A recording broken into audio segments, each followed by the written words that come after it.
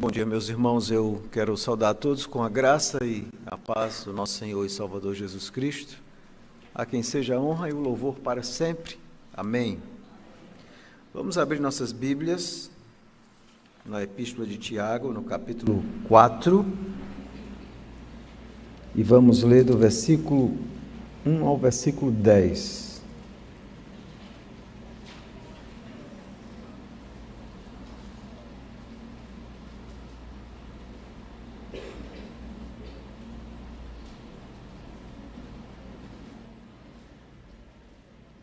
Tiago, capítulo 4, versículo 1 ao versículo 10.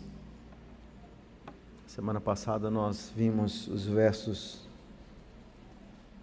13 a 18 do capítulo 3, e agora vamos continuar lendo a palavra do Senhor. Após a leitura, fique atento à Escritura. Muito importante nós estarmos não apenas ouvindo o pregador, mas acompanhando aquilo que está sendo falado a respeito da palavra de Deus. A palavra de Deus nos diz o seguinte, Tiago escrevendo a várias igrejas: de onde procedem guerras e contendas que há entre vós? De onde, senão dos prazeres que militam na vossa carne? Cobiçais e nada tendes, matais e invejais e nada podeis obter. Viveis a lutar e a fazer guerras, nada tendes, porque não pedis. Pedis e não recebeis, porque pedis mal para esbanjardes em vossos prazeres. Adúlteras, não compreendeis que a amizade do mundo é inimiga de Deus? Aquele, pois, que quiser ser amigo do mundo, constitui-se inimigo de Deus. Ou supondes que em vão afirma a Escritura: é com ciúme que por nós anseia o Espírito que Ele fez habitar em nós? Antes, Ele dá maior graça, pelo que diz: Deus resiste aos soberbos, mas dá graça aos humildes. Sujeitai-vos, portanto, a Deus, mas resisti ao diabo, e ele fugirá de vós. Chegai-vos a Deus, e ele se chegará a vós outros. Purificai as mãos, pecadores, e vós que sois de ânimo dobre, limpai o coração.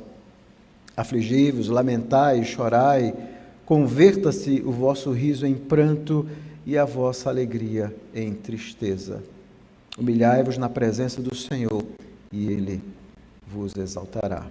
Amém, a palavra bendita do Senhor. Vamos orar, rogando a iluminação do Espírito. Vamos orar. Senhor, nós somos gratos por esse momento, quando, mais uma vez, temos a oportunidade de ler a Tua palavra, que foi inspirada pelo Senhor mesmo, que usou Tiago para trazer uma mensagem para várias igrejas do primeiro século, mas a Tua palavra é viva e eficaz, e ela é sempre contemporânea e relevante para nós hoje, porque a palavra de Deus é a Tua palavra. E nessa manhã nós rogamos que mais uma vez o Senhor nos ajude a interpretar de forma correta, adequada as Escrituras, para que possamos extrair dela e fazermos as aplicações corretas e devidas em nossa própria vida. Essa é a nossa oração em nome de Jesus. Amém. Conflitos. Essa é uma palavra que nós nem mesmo gostamos de ouvir, mas a vida, ela é repleta de conflitos, quer sejam conflitos interpessoais, conflitos familiares entre o esposo e a esposa, pais, filhos, amigos. Há vários tipos de conflitos que nós enfrentamos. Mas talvez um dos mais terríveis conflitos que nós experimentemos sejam aqueles conflitos dentro da própria igreja, porque geralmente as partes envolvidas apelam para Deus como sendo o seu defensor. Muitas vezes esses são os mais difíceis conflitos de serem resolvidos. Nesse texto, Tiago está tratando exatamente a respeito de conflitos. Ele está escrevendo para comunidades e igrejas cristãs do primeiro século que estão enfrentando conflitos. Esse é um tema muito marcante nessa epístola. Mas aqui Tiago, além de enumerar os conflitos, a preocupação maior dele é mostrar qual é a causa de fato dos conflitos. Geralmente, quando nós estamos em um conflito, nós observamos o conflito externamente, mas, de alguma forma, Tiago está dizendo, olha, quando vocês estiverem em conflitos, cavem mais fundo. Pensem de onde vem, de fato, a origem desses conflitos, sobretudo no meio da igreja. Qual é a causa disso tudo? Por que as pessoas estão agindo assim, dessa forma? Tiago, então, vai apontar o coração pecador do homem, com a sua natureza profundamente homicida, como Jesus nos ensina, a ira, como sendo a causa desses conflitos. Mas antes de adentrar no texto, vamos nos lembrar aqui do contexto onde ele está inserido. Nós vimos que Tiago está escrevendo essa carta, que é dos mais antigos livros de todo o Novo Testamento, talvez seja o livro mais antigo, talvez, de todo o Novo Testamento. Possivelmente ele escreve na década de 40, 50, para comunidades cristãs. Ele chama essas comunidades de a igreja da dispersão. Era um termo usado para Israel, que Tiago vai aplicar agora para os cristãos do primeiro século, que haviam crido em Cristo e agora formam esse novo Israel de Deus. Não mais um Israel étnico, mas o Israel daqueles que creem em Cristo, sejam eles judeus, sejam eles gentios, ou seja, aqueles que não eram judeus. Ele então escreve para essas igrejas para tratar de vários problemas, e um desses problemas, com certeza, são os conflitos que eles estão experimentando. E aqui no capítulo 3 e no capítulo 4, Tiago vai tratar exatamente da relação entre a sabedoria, é um assunto que nós vimos semana passada. Ele fala muito sobre a importância da sabedoria. E o que é a sabedoria? Não tem a ver com conhecimento, a sabedoria, o conceito bíblico, mas sabedoria é a capacidade de aplicar a palavra de Deus nos momentos concretos da sua vida. Essa é a pessoa sábia, é aquela que consegue aplicar a palavra de Deus. E aqui então existe essa relação entre a sabedoria e a fala, a importância da sabedoria quando nós enfrentamos conflitos que são oriundos da fala, do discurso. Esse é um ponto aqui, a relação entre sabedoria e fala, e sobretudo esses conflitos que estavam ocorrendo ali na igreja. Nós vimos que no capítulo 3 ele fala a respeito do veneno da língua, como a língua é um órgão venenoso que pode destruir qualquer situação, quando nós falamos sem pensar. E ele fala então a importância da sabedoria, que é aplicar essa lei de Deus, que é perfeita, que é a lei da liberdade, que nos liberta de nós mesmos. E agora ele então vai, no capítulo 4, trazer a raiz mais profunda desses conflitos. A relação entre os versos anteriores e o capítulo 4 é lógica, nós vamos ver que é uma conexão muito clara. O fluxo de pensamento ainda continua. Por exemplo, no capítulo 3, versículo 18, ele diz que o fruto dessa sabedoria, de você aplicar a palavra de Deus, é a paz. Ele termina o seu raciocínio dizendo, olha, é sem paz que se semeia o fruto da justiça para os que promovem a paz. Ele diz assim, a verdadeira sabedoria divina é aquela pessoa que consegue aplicar a palavra de Deus para viver, para, aliás, vencer os conflitos e produzir a paz. Mas agora, no capítulo 4, versículo 1, observe, ele agora vai falar da guerra. De onde é que vêm essas guerras, esses conflitos que ocorrem? Então, naturalmente, é esse contraste entre a sabedoria divina, que produz a paz, e o nosso coração, que produz a guerra, os conflitos. Esse é o ponto aqui do capítulo 4. Então, olhando agora para o capítulo 4, esse capítulo ele tem duas partes na lógica de pensamento que são muito claras. Do versículo 1 ao versículo 6 é a parte que nós chamamos da instrução, onde Tiago aponta a fonte do problema, qual é a fonte dos conflitos de fato, e como, quando nós que somos crentes vivemos em meio a esses conflitos, na verdade nós estamos nos parecendo com esse mundo caído. É como se nós, de fato, estivéssemos sendo iguais ao mundo. Estamos nutrindo uma amizade pelo mundo, quando nós vivemos uma vida de conflitos sendo cristãos. E no versículo 7 a 10, é o que nós chamamos da exortação. Você vai observar que aqui do versículo 7 ao versículo 10, Tiago vai usar vários verbos em uma forma imperativa, exortativa, como a partir do versículo 7, sujeitai-vos, resisti, chegai-vos, purificai, limpai, afligi-vos, lamentai, converta-se, humilhai-vos. Eu quero chamar de parênese, ou seja, uma exortação para uma mudança. Então não adianta apenas apresentar o problema, ele apresenta o problema, vai trazer várias instruções, do versículo 1 a 6, e depois vai fazer essa exortação, para que haja uma mudança naquela circunstância. É por isso que essa epístola é relevante para nós, porque em algum momento nós vamos enfrentar algum conflito na nossa vida, e nós precisamos entender qual é a fonte de fato dos conflitos, e qual o antídoto, qual o remédio que a palavra de Deus nos dá para isso, sobretudo conflitos que ocorrem dentro da igreja. Então, qual a ideia, qual a tese, qual o argumento central aqui do capítulo 4, do versículo 1 a 10? Se nós tivéssemos que resumir uma frase, e vai ser uma pergunta, é como uma igreja se mantém saudável? Os conflitos na igreja e seu antídoto. Como uma igreja se mantém saudável? Os conflitos na igreja e seu antídoto. Esse é o ponto aqui. Os conflitos na igreja pelo mau uso da língua e o antídoto que Deus nos dá.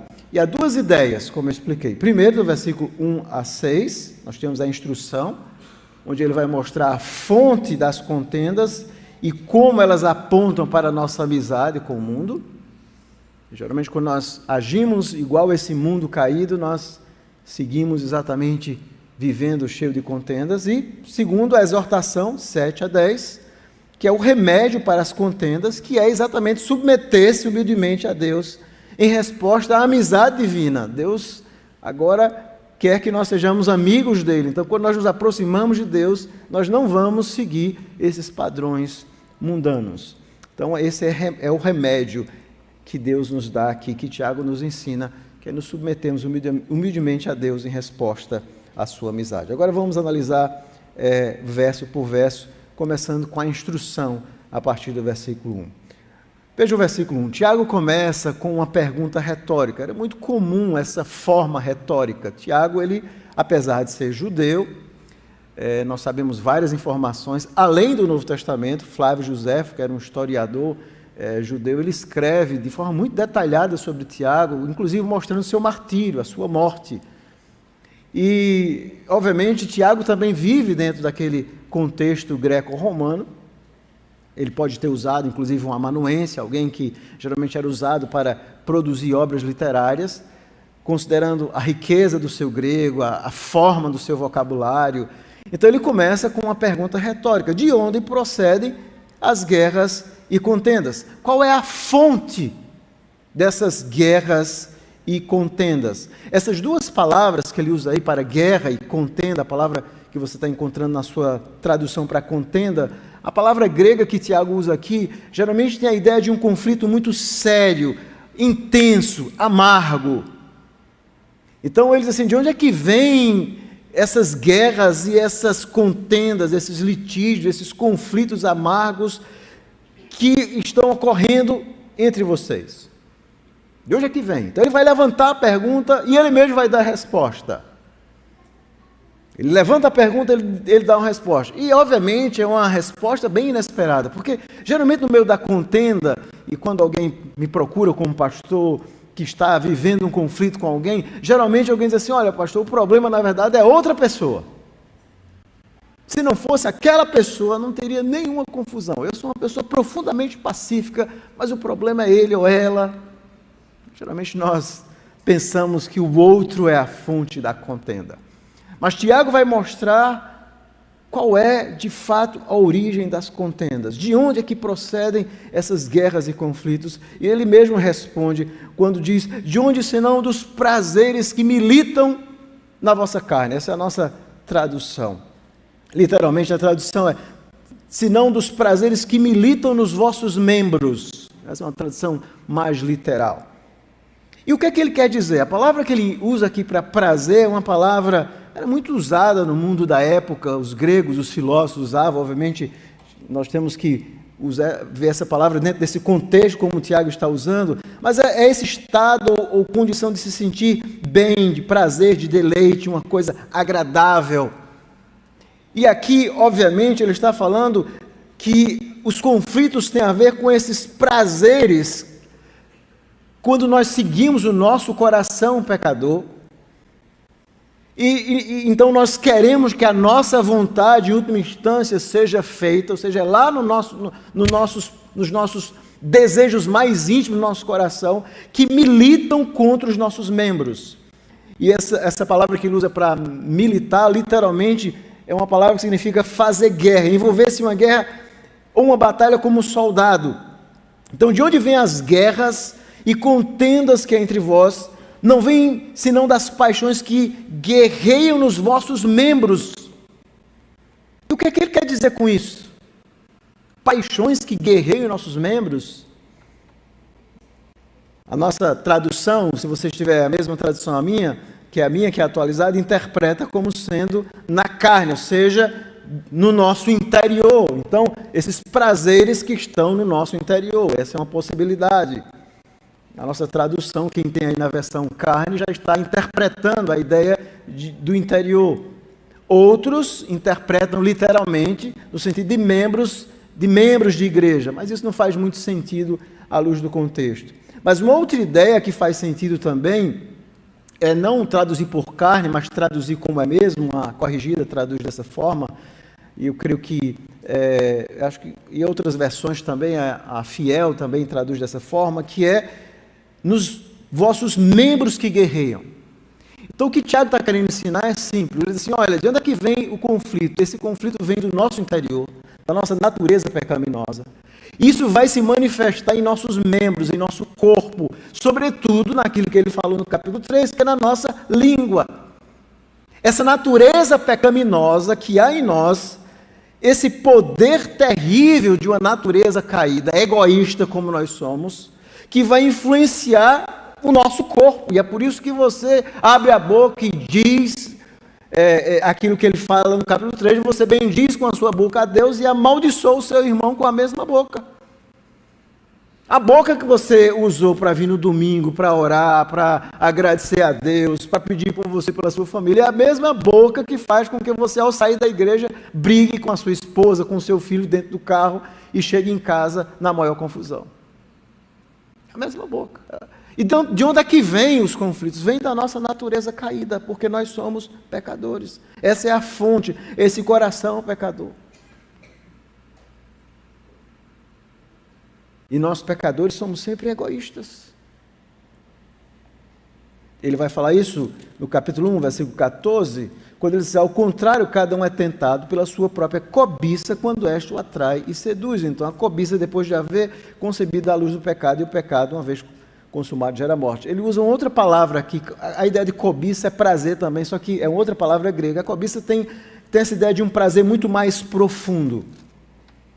Então, de onde é que vêm as guerras? Qual a fonte de tudo isso, de todas essas confusões? Quando você olha por fora, você está vendo conflito. Tiago diz assim, tudo isso vem do coração pecador, egoísta, que nunca quer perder, que sempre está certo, que sempre se acha melhor do que o outro. É lá no nosso coração pecador. Essa é a fonte de tudo. O problema somos nós, a nossa natureza caída. Essa é a fonte de tudo. E agora, no versículo 2 a 3, ele vai mostrar a manifestação dessa contenda e as consequências. Como é que se manifesta? Ele vai mostrar, ele vai retratar aqui aquilo que nós chamamos de comportamento observado, né? Ensinando que a contenda entre os cristãos, no fundo, não vai satisfazer esses desejos. Você quer satisfazer os desejos do coração, mas na verdade você não vai conseguir, porque a contenda vai apenas produzir coisas nefastas na sua vida. Veja o versículo 2, quando ele diz assim, cobiçais, você cobiça então, e não tem nada. O resultado da sua cobiça, desses desejos profundos, é não ter nada. E ele continua, matais e invejais e nada podeis obter. Obviamente, quando ele fala aqui em matar, ele não está falando de uma forma física, de um homicídio físico, mas está falando daquilo que Jesus ensinou lá no Sermão do Monte, do homicídio do coração, quando Jesus diz que matar não é apenas tirar a vida de alguém, mas é a ira, a raiva que há no coração. Essa é a obra da carne, a raiva, É isso que Paulo vai falar sobre as obras da carne, a raiva, a facção, a ira, a gritaria, tudo isso são obras da carne. Isso está lá em nosso coração. E ele diz assim, então vocês cobiçam as coisas e vocês não tem nada. Qual o lucro disso?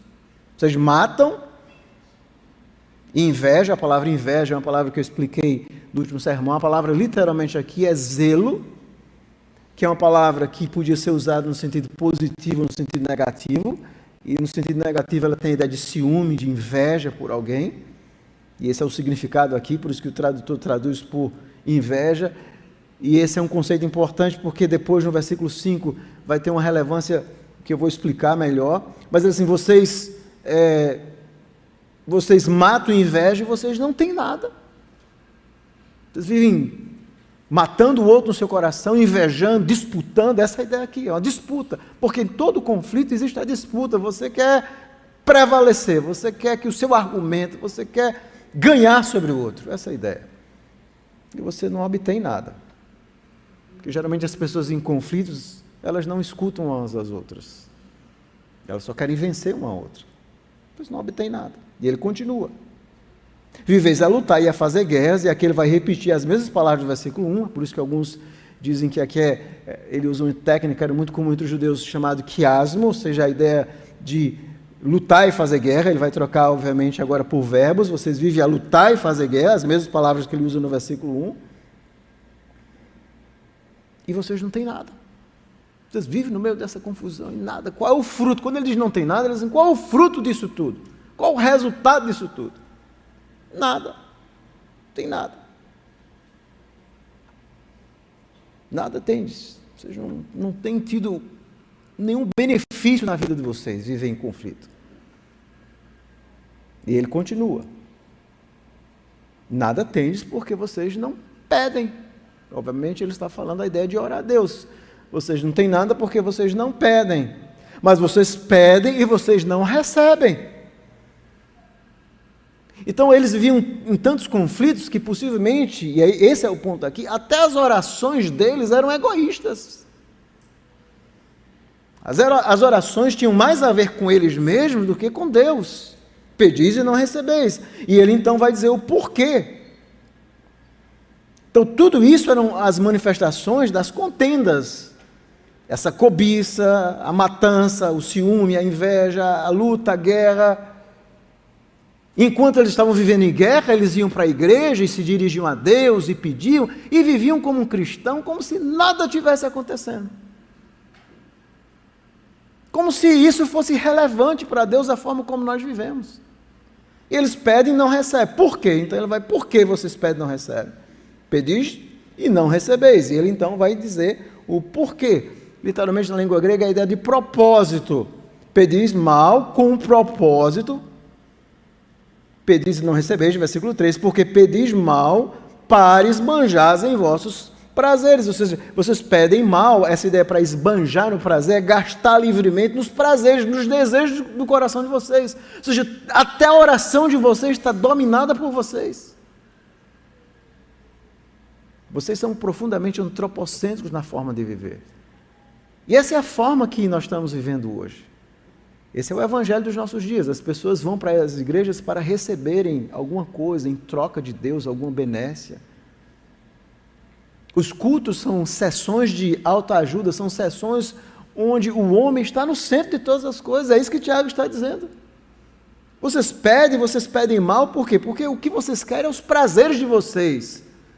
Tudo tem a ver com vocês. Os conflitos, vocês são maus. É mais ou menos usando uma linguagem moderna e contemporânea, é como se Tiago estivesse dizendo, vocês são maus e vocês querem o quê? Um cartão black de Deus para Deus responder a vocês? Tudo que vocês pedem? É isso que vocês querem? Deus não responde à oração de vocês. Porque vocês estão em conflitos. E o que vocês pedem tem a ver com esses conflitos, com esse egoísmo, a oração de vocês é egoísta.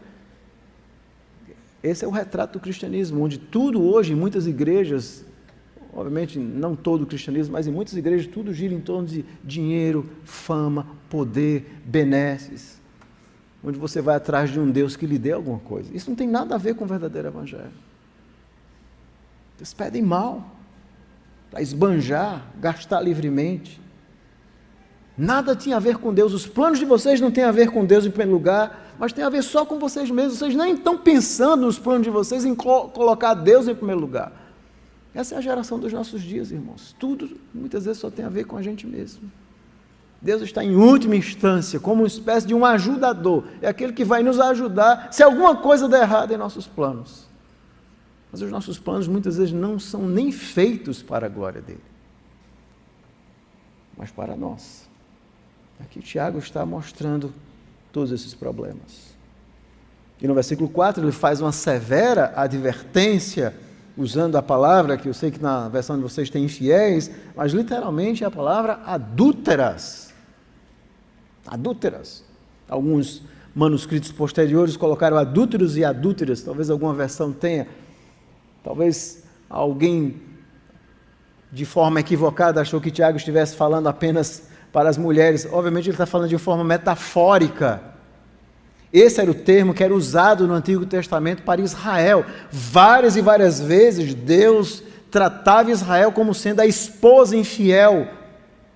Então esse conceito de adúltero está dentro daquele conceito de aliança, de pacto, onde Deus havia chamado Israel, dado a sua lei a Israel, mostrado seu amor para com a nação de Israel no Antigo Testamento, e eles insistiam a adorar outros deuses, e Deus vai várias vezes chamar aquela nação de uma nação adúltera, infiel à aliança, infiel.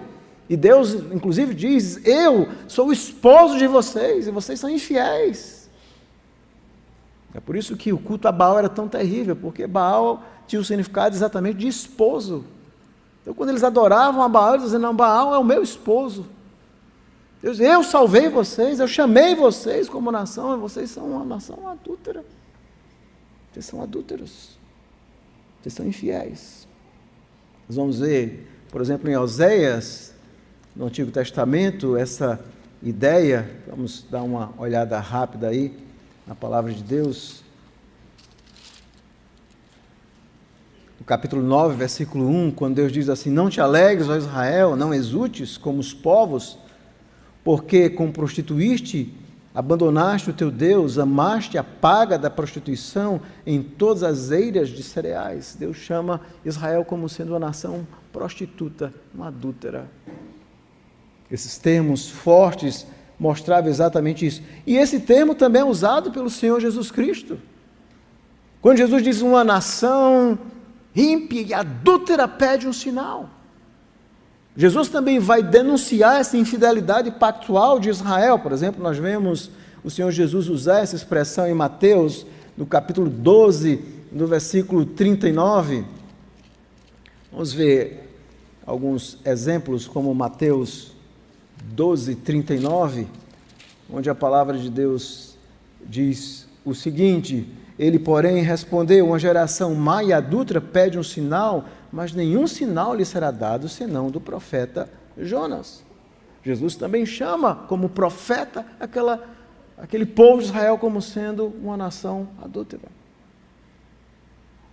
Observe que quando Tiago está usando, voltando agora para Tiago, esse termo para os cristãos, ele está mostrando que agora na nova aliança, judeus e gentios, todos aqueles que creem em Jesus Cristo, todos aqueles que foram transformados pelo Espírito, eles entram como igreja nessa relação pactual. Nós estamos em uma aliança com Deus, e quando nós somos infiéis, nós somos adúlteros.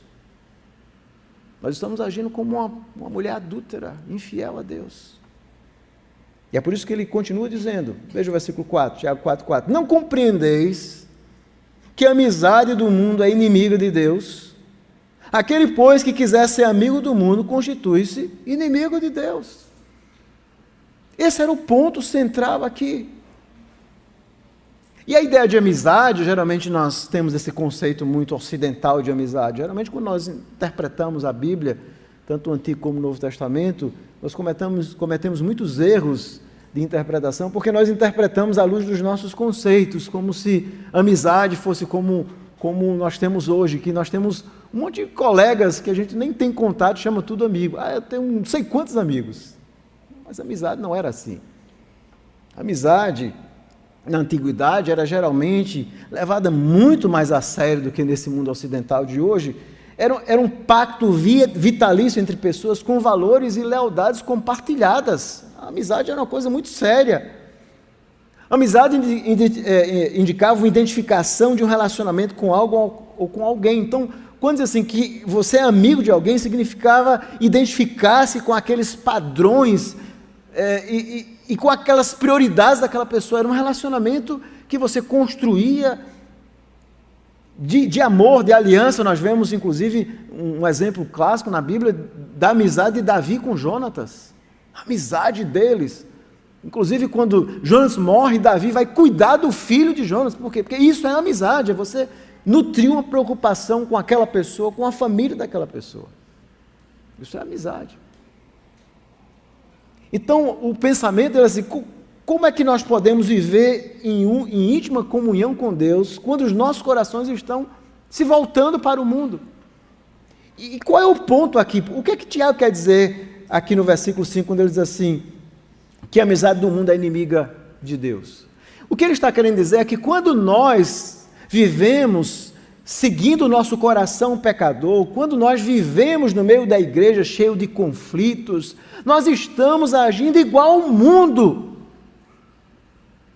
E esse mundo que ele fala é o quê? É esse sistema de valores desse mundo não cristão, que tem os seus sistemas de valores, que são diametralmente opostos aos valores da palavra de Deus.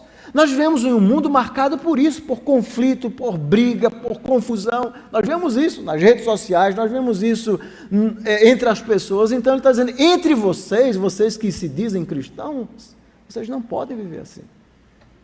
Porque quando vocês vivem dessa forma, significa que vocês são amigos do mundo, vocês estão vivendo igualzinho ao mundo. O mundo vive assim, cheio de conflitos. Então, se vocês quiserem viver assim, flertando com o mundo, sendo amigo do mundo, imitando os padrões do mundo, vocês se tornam inimigos de Deus. E aqui a palavra que ele usa é muito forte na língua grega, que é essa palavra que é traduzida na atualizada por constituir-se. É você se autoafirmar como inimigo de Deus. É você tomar uma posição assim, eu não vou seguir nem Deus, nem a palavra de Deus, eu vou ser inimigo de Deus. Não é que você diga isso de forma clara na sua boca, mas você age como inimigo de Deus. Quando você segue o seu coração pecador e segue essa vida de conflitos. Esse é o grande problema. O problema dos conflitos no meio da igreja, sobretudo, é que isso mostra que a igreja está se parecendo com o mundo. E é o que acontece. Há muitas igrejas que você hoje não detecta mais nenhuma diferença com o mundo. Na verdade, muitas igrejas são uma versão sacralizada do mundo, onde coisas terríveis são feitas em nome de Deus. Roubos e tantas coisas terríveis são feitas em nome de Deus e em nome do Evangelho. Mas a palavra de Deus, meus irmãos, ensina esse antagonismo. Os valores de Deus são completamente diferentes.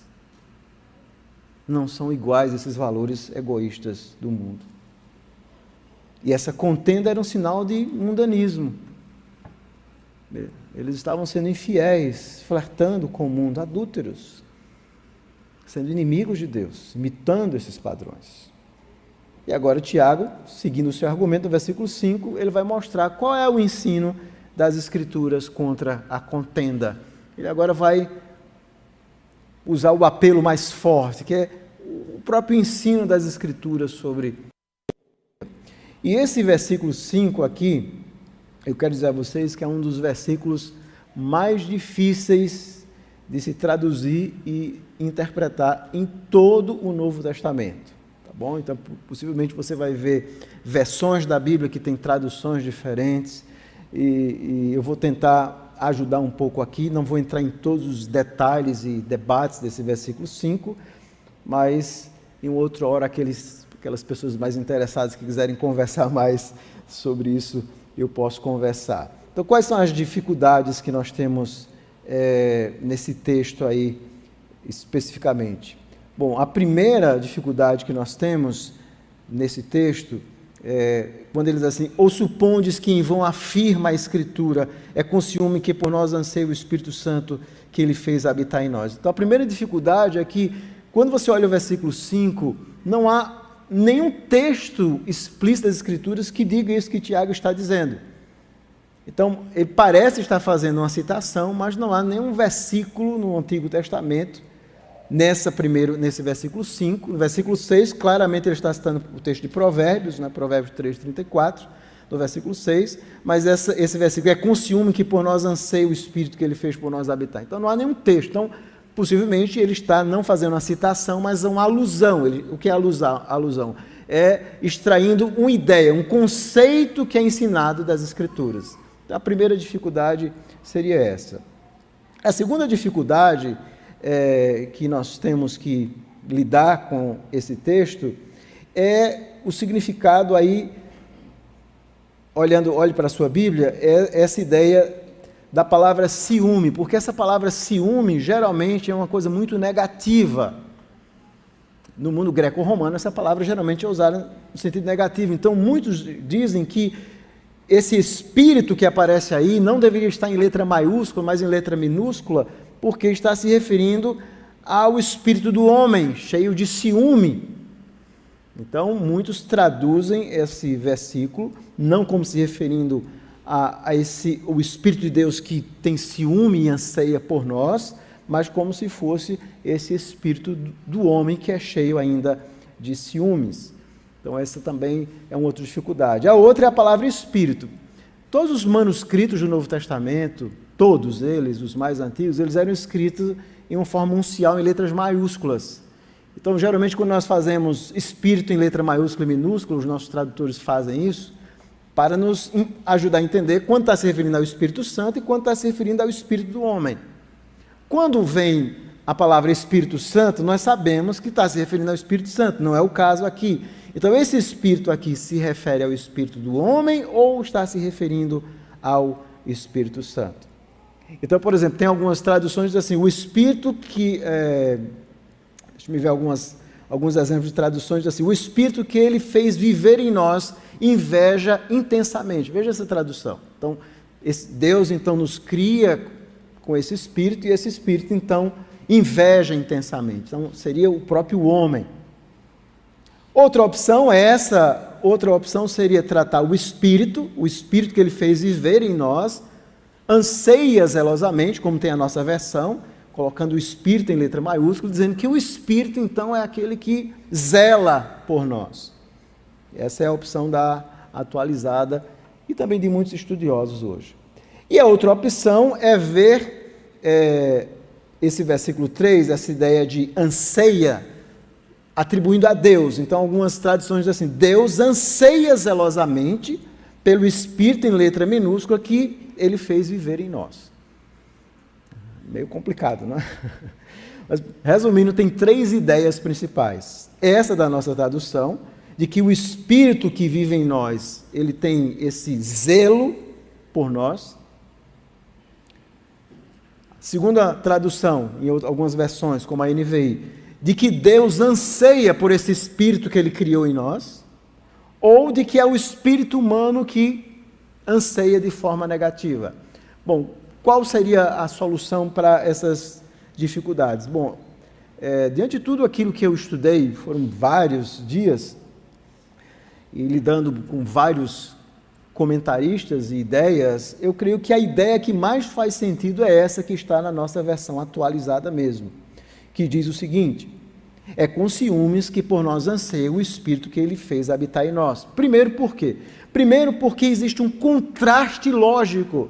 Ele está falando da amizade do mundo e agora ele está mostrando como esse Espírito de Deus, esse Espírito que Deus colocou em nós, como ele anseia por nós.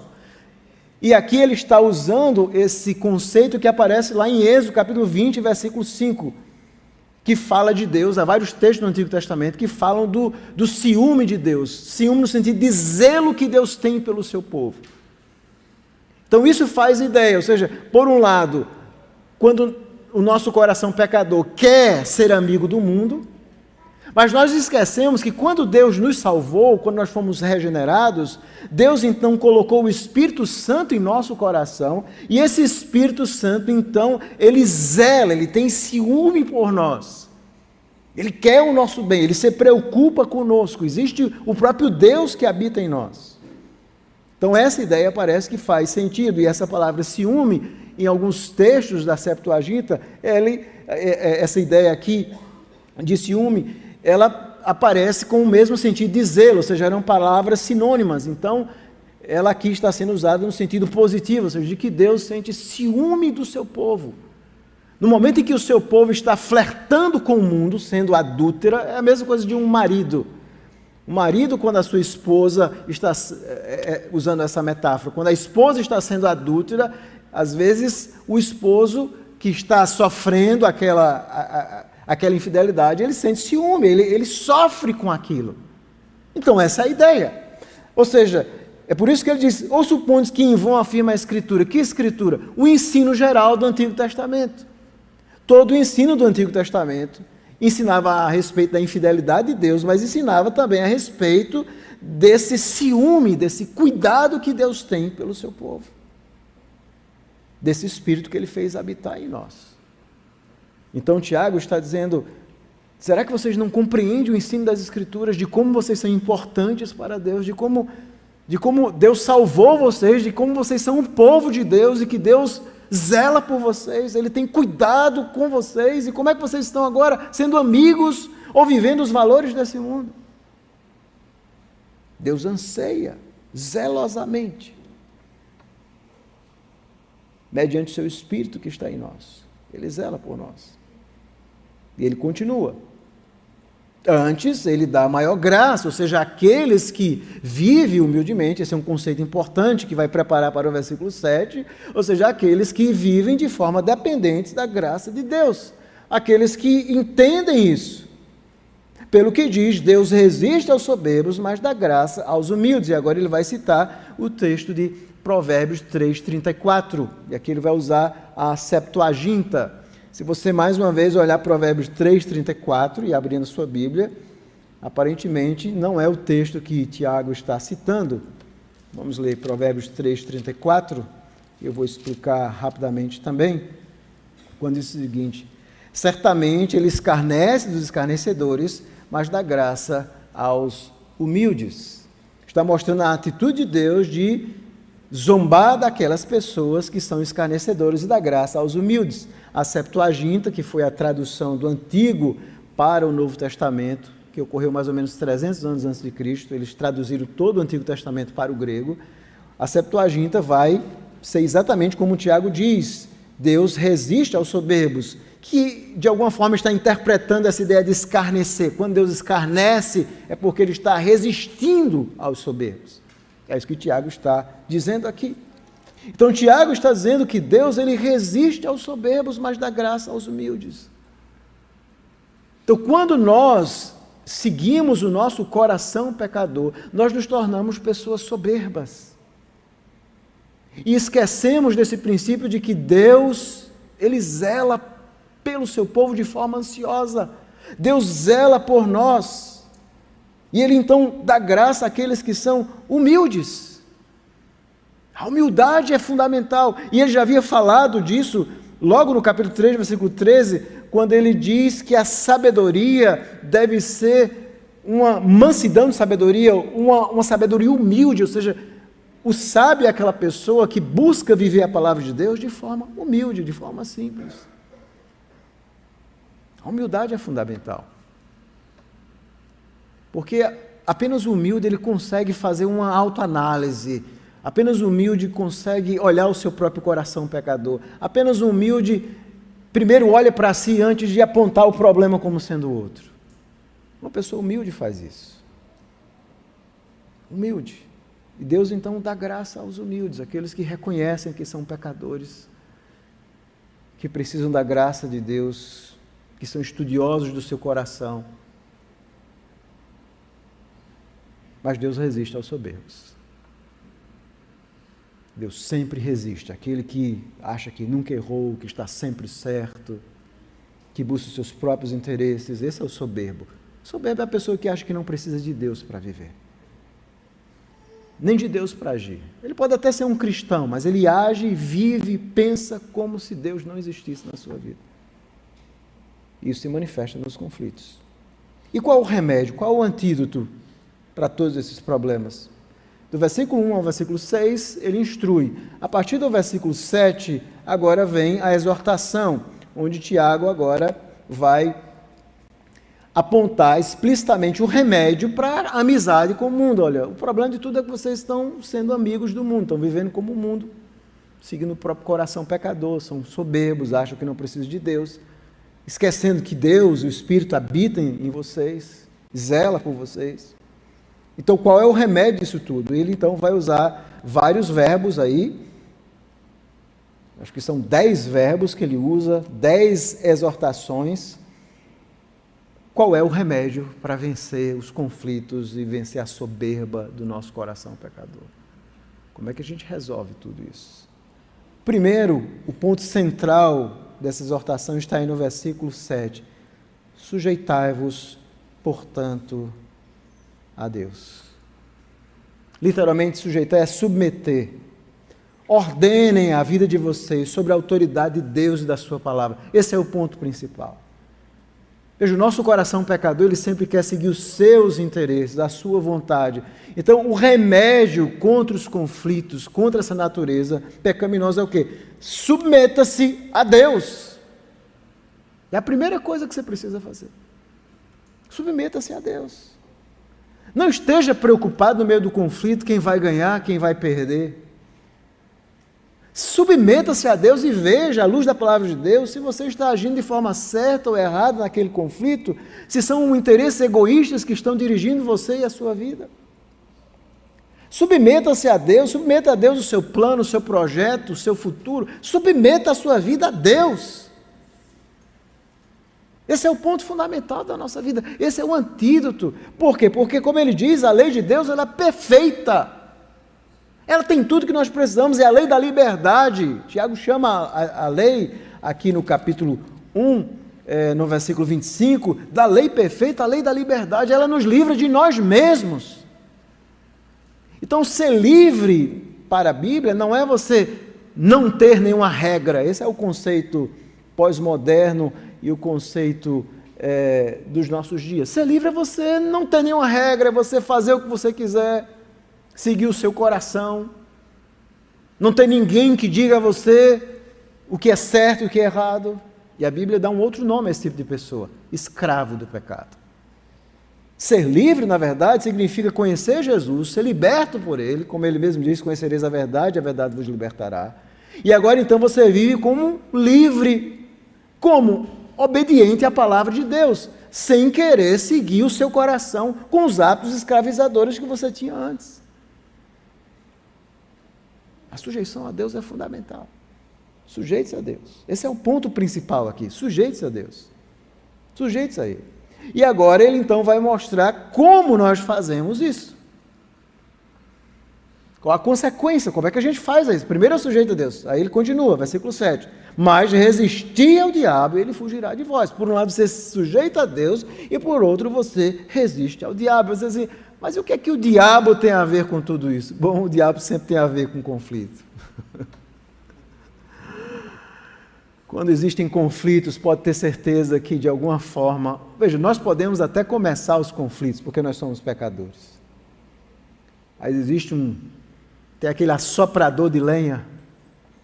Quando você vai fazer uma fogueira, não tem alguém que está soprando ou usando um instrumento para o fogo pegar? É exatamente Satanás. Ele faz isso. E qual deve ser a nossa atitude? Resistir. Todas as vezes que Satanás, que você está no meio do conflito, você precisa fazer o que Paulo diz, você não pode ignorar as artimanhas diabólicas. Você precisa resistir ao diabo, os pensamentos, as ideias diabólicas que às vezes ele lança no nosso coração pecador. De responder, por exemplo, mal com mal, da vingança pessoal. E como Paulo diz, nós vencemos o mal com o bem, nós temos que orar por aqueles que nos perseguem. Mas o nosso coração quer a revanche. Então ele diz assim, resistir ao diabo, e ele vai fugir de você. Não é que ele não vai voltar em outras circunstâncias, mas pelo menos nessa, você vai resistir. Resista a ele. Resista ao diabo. E agora no versículo 8 ele continua, chegai-vos a Deus. Isso tem tudo a ver com aquilo que ele tinha dito antes. Ele diz, olha, não sejam amigos do mundo, sejam amigos de Deus, cheguem-se a Deus, se aproximem de Deus, cheguem-se a Ele.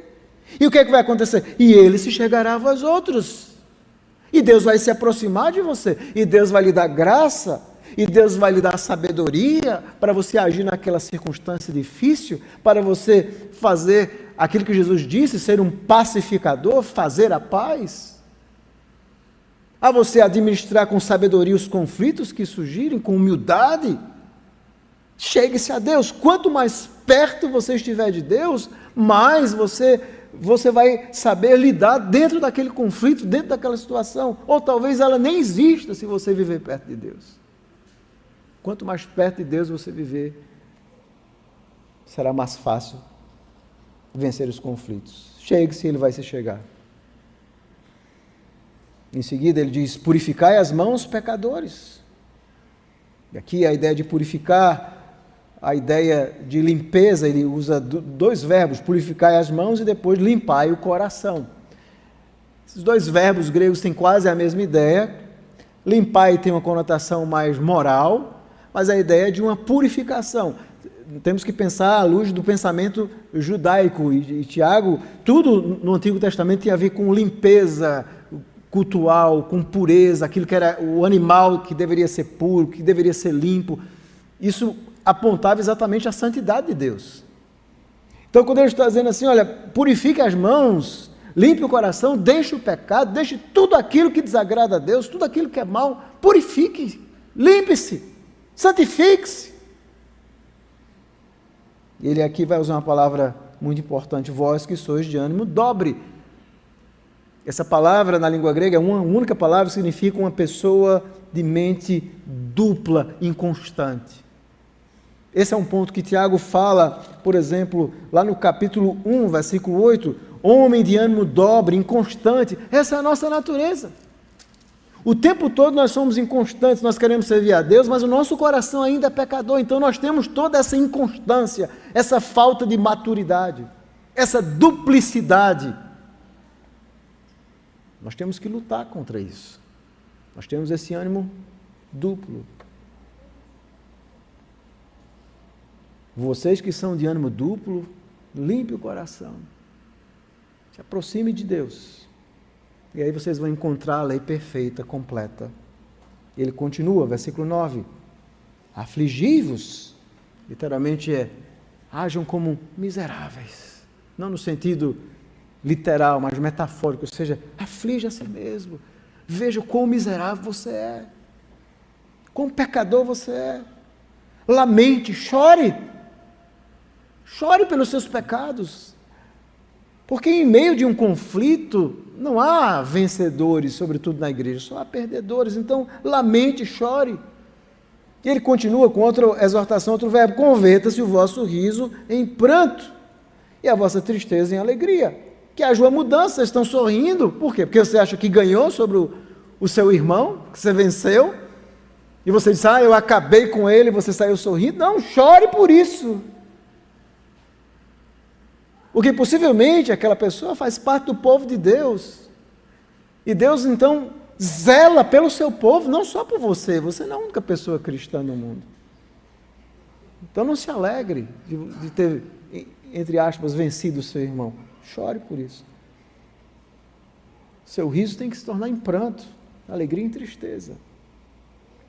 E ele conclui dizendo, humilhai-vos na presença do Senhor e Ele vos exaltará. Se humilhe na presença de Deus e Deus vai honrar você. Seja humilde.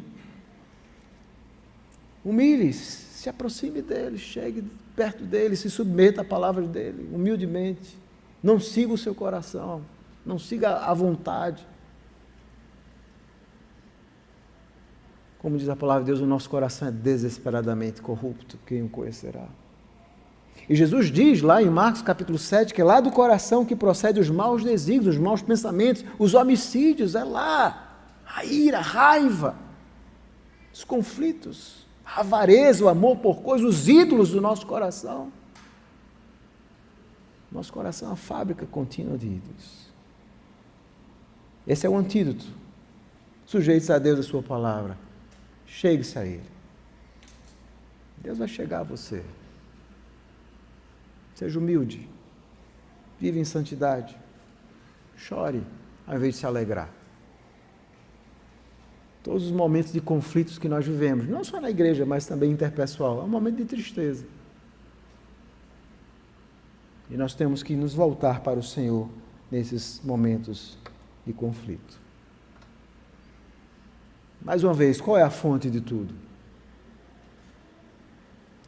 É isso que nós temos sempre que nos perguntar, é isso que a palavra de Deus está nos ensinando. Qual é a fonte dos conflitos? Qual é o antídoto? E eu lendo uma história, outro dia, falava a respeito de uma vila charmosa que florescia às margens de um rio cristalino, e os aldeões dessa vila, eles começaram a notar que os peixes do rio estavam morrendo, a água antes potável começou a ficar turva, e toda a aldeia dependia daquele rio que passava e, obviamente, dos peixes. E preocupados com a situação, eles começaram a tentar resolver o problema. A gente precisa resolver, a gente vive desse rio, vive dessa água, vive desses peixes. E algumas sugestões foram, primeiro, adicionar filtros para tentar barrar a poluição. Vamos tentar colocar alguns filtros para impedir que a água poluída chegue. Outros recomendaram lançar algum produto químico para talvez limpar mais a água. Outros pensaram em, vamos criar peixes mais resistentes à poluição. Talvez tenha um tipo específico de peixe que seja mais resistente, não vai morrer e a gente pode pescá-los e comer. Então, ideias para resolver o problema. E todos esses esforços não deram em nada, a situação só piorava, até que um aldeão mais velho e sábio, chamado Taro, decidiu que era a hora de investigar a causa, a raiz do problema. E após dias de jornada, ele então encontrou uma fábrica escondida que despejava os seus resíduos diretamente no rio. E ele então voltou à vila, contou a descoberta, e eles finalmente haviam encontrado a fonte do problema, e aqueles aldeões unidos foram até a fábrica exigir mudanças. Na verdade, toda a desgraça deles tinha uma fonte, era aquela fábrica. E essa história nos ensina exatamente isso, que às vezes na nossa vida nós estamos vendo os conflitos externos, estamos vendo essa atitude bélica dos nossos dias e estamos tentando apaziguar esses conflitos sem ir na fonte. É crucial tratar a raiz do problema para que a solução seja duradoura e permanente. E é isso que esse texto está nos ensinando. E as aplicações são claras e evidentes. A primeira é que a fonte dos conflitos são os desejos desordenados do nosso coração. É isso. E o remédio é a obra de Deus em nosso coração. Quanto mais nós seguimos o nosso coração, nós vamos imitar os padrões desse mundo. E a palavra de Deus nos ensina essa sabedoria humilde, que nos leva o quê? A sujeição a Deus, que nos ajuda a evitar estar falando mal das pessoas.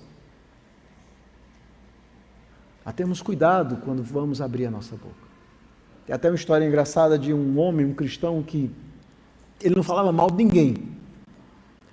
E de repente uma pessoa descrente disse assim, eu vou fazer ele falar mal. Não é possível. Todo mundo que você perguntava, ele via alguma coisa boa na pessoa. Ele nunca viu defeito, mas ele sempre apontava uma coisa boa. E aí as pessoas já estavam angustiadas. A gente tem que pegar ele, não é possível. Todo mundo, ele tem que apontar o defeito de alguém. E alguém chegou perto dele e disse assim, meu irmão, e fulano de tal? Ele sempre escolheu aquelas pessoas piores, né, as mais problemáticas da igreja, e ia perguntando, e ele sempre mostrando uma coisa boa que a pessoa fazia. Aí a pessoa irritada disse assim, sim, e o que é que você acha do diabo? Mas muito trabalhador. Mas é mais ou menos isso. Trabalhador, trabalha muito. Às vezes, nós temos que descobrir, meus irmãos, uma outra perspectiva na nossa vida. Uma outra perspectiva.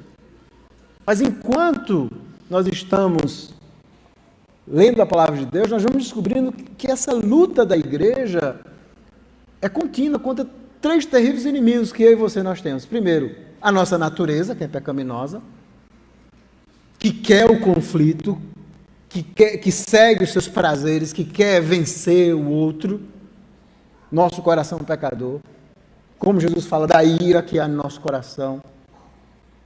Nós temos o mundo com seu sistema de valores, completamente diferente aos valores da palavra de Deus, que até valoriza os conflitos, que até as redes sociais ganham dinheiro com conflito. Quanto mais conflito, mais pessoas vão acessar. Essa é a verdade dos nossos dias. E nós temos o diabo que tem prazer nos conflitos. E são esses inimigos que nós, como povo de Deus, temos que vencer como? Nos sujeitando a Deus, a sua palavra.